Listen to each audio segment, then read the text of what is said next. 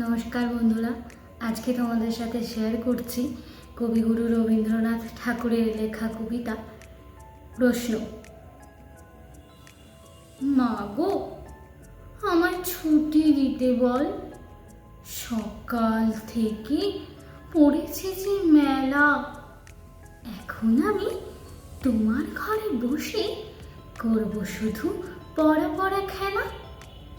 তুমি বলছো দুপুর এখন সবে, না হয় যেন সত্যি হলো তাই।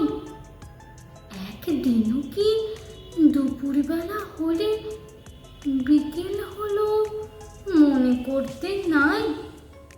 আমি তো বেশ ভাবতে পারি মনে, সূর্য ডুবে গেছে মাঠের শেষে। বাগদেবরে চুপড়ি ভরে নিয়ে শাক তুলেছে পুকুর ধারে এসে।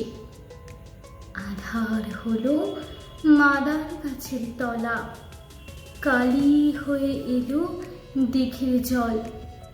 হাটের থেকে সবাই এলো ফিরে, মাঠের থেকে এলো চাষির দল। মনে কর না উঠল সাঁঝের তারা, মনে কর না সন্ধে হলো যেন।